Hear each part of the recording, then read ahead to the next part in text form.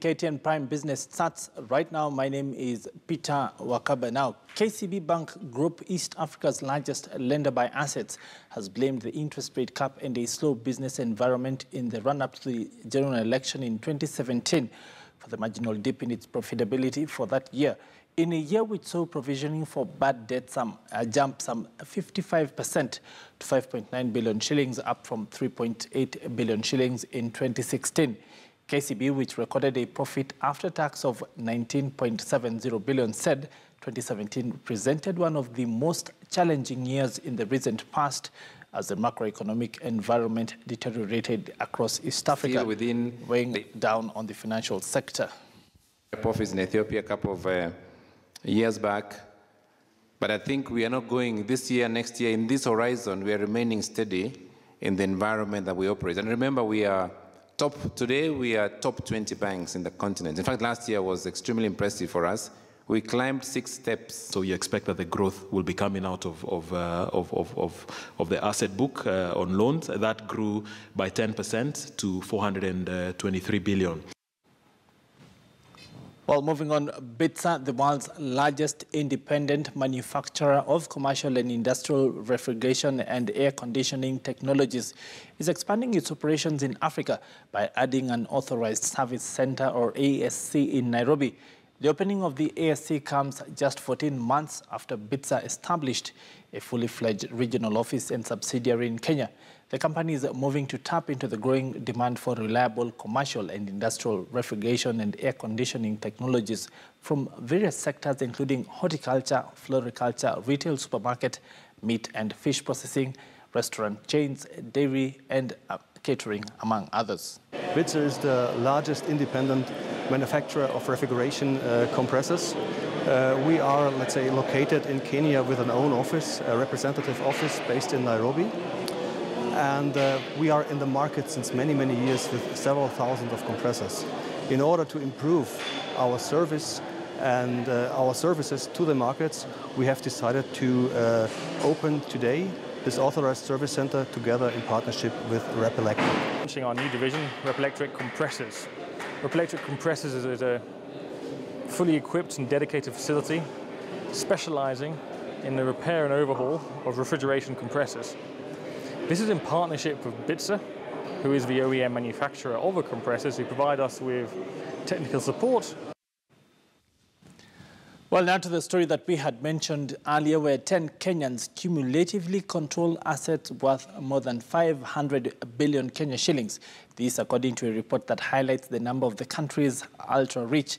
The annual wealth report by Knight Frank shows that another 10 Kenyans joined the exclusive league of individuals whose assets are valued at more than 5 billion shillings each in 2017, raising the number of these rich Kenyans to 90.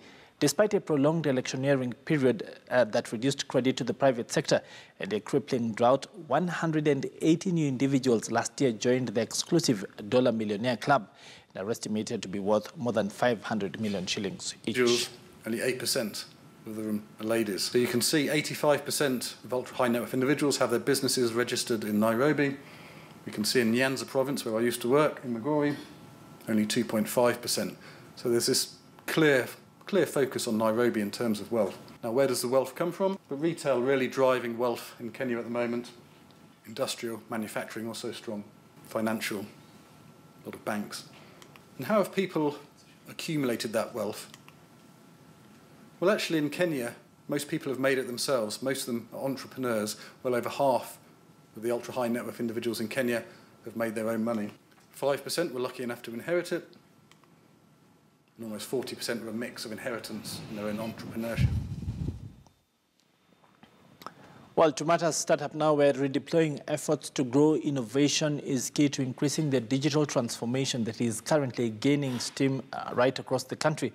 Kenya is, however, still faced with challenges such as access to credit, where entrepreneurs are not able to bring their ideas to the market in order to solve consumer problems. These gaps are some of the challenges that the Nairobi Innovation Week that is currently ongoing at the University of Nairobi is looking to fix. Here is more on that story. At the 4th annual Nairobi Innovation Week, entrepreneurs showcased their latest innovations with the hope of attracting strategic partnerships to further their startups. Kenya is known as a hub for entrepreneurs, and many turn out to be the normal Kenyan student or the usual Kenyan citizen on the street. These ordinary Kenyans often bring up ideas that look to solve and eventually unravel daily problems. We are seeking to foster innovative and entrepreneurial mindsets and cultures, including through reviews and changes in curricula and partnerships. Among the challenges that many startups encounter in taking their brilliant ideas to market is the ever-menacing lack of capital. Nairobi Innovation Week seeks to solve this by bringing together partners in networking financial institutions with the entrepreneurs. Our challenge is to actually see these being commercialized and being used to make a difference within our country. From one stakeholder to the other, forums like these still have a part in bridging the divide between the private sector, the government and the local innovator, all under one roof, in consultation, and perhaps in the not very distant future, Kenyan innovators will start to eliminate line of credit as part of the trials innovative startups encounter. Now, in a bid to enhance customer centricity, dynamism and innovation, I&M Bank has partnered with Visa Kenya to launch the I&M Bank Visa Infinite Credit Card, the I&M Visa Platinum Debit Card. Now, according to the bank, the new cards will offer various ways for people to enhance their exclusive lifestyles right across boundaries. According to the bank's CEO, the milestone is as a result of the bank's investment in its robust IT platform and card management system. Now, users of both cards will enjoy benefits from the bank, such as enhanced security from the Safe Card app that allows customers to block and unblock their cards from anywhere, anytime, straight from their mobile phones.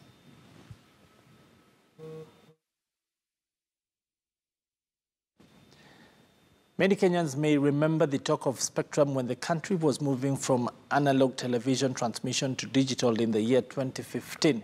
The third annual Sub-Saharan Spectrum Management Conference has come to Nairobi and seeks to focus on the challenges and opportunities by stakeholders in this sector.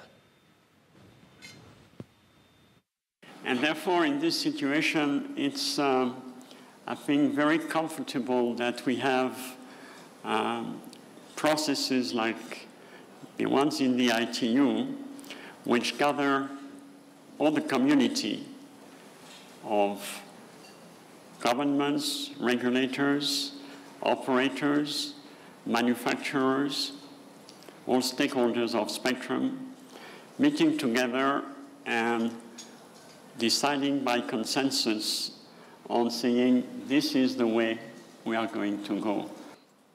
The prevailing policy and regulatory environment has created stability and innovation in spectrum management, and thus guaranteed allocation of spectrum for rollout of high-speed internet and other wireless services in the country. Ladies and gentlemen, the Sub-Saharan Africa is now acknowledged as a key region in driving global mobile subscriber. Well, on that note, we want to bring it here to a close on KTN Prime Business. But of course, before we go, we will be leaving with a look at the day's financials. But from us here, it is Kwaheri. Up next, of course, is a look at the day's sport with Moses Wahisi. Do continue to enjoy the rest of your viewing. Kwaheri.